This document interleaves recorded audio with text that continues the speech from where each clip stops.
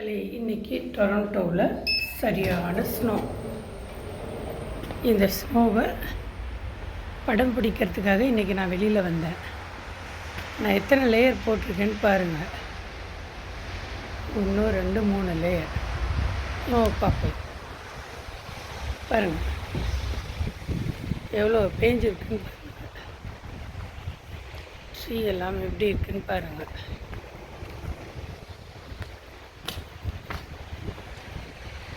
ஒவ்வொரு ட்ரீலையும் இப்படி ஸ்னோ அப்படி இருக்குது பாருங்கள். காரெல்லாம் இப்படி சூப்பராக இருக்கும்.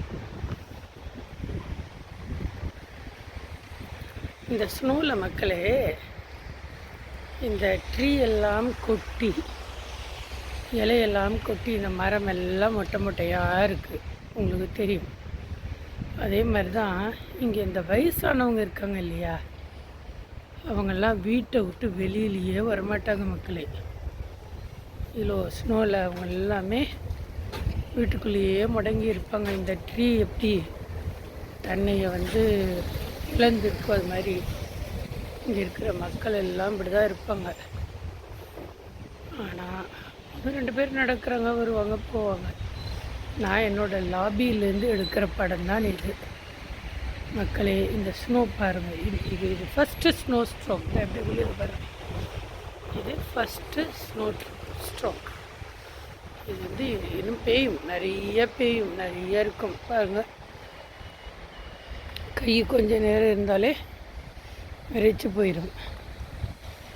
ஏன்னா பேஞ்சுன்னு தான் இருக்குது இன்னும் ஸ்னோ. இந்த கனடாவில் வாழ்கிறது ரொம்ப கஷ்டம். இக்கரைக்கு அக்கறை பச்சைன்னு சொல்லுவாங்க. அதாவது இக்கரைக்கு அக்கறை பச்சைன்னு சொல்லலாம். ஆனால் கனடா எல்லாருக்கும் பிடிச்ச ஒரு நாடாக இருக்கலாம். ஆனால் இந்த நாடு இந்த மாதிரி ஸ்னோ ஸ்டோம் பார்க்குறது ரொம்ப கஷ்டம் மக்களே.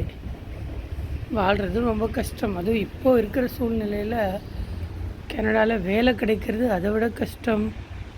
வேலை இருந்தாலும் இந்த மாதிரி ஸ்னோ ஸ்டோமில் வேலைக்கு போகிறது அதை விட கஷ்டம். என்ன செய்யுது மக்களே?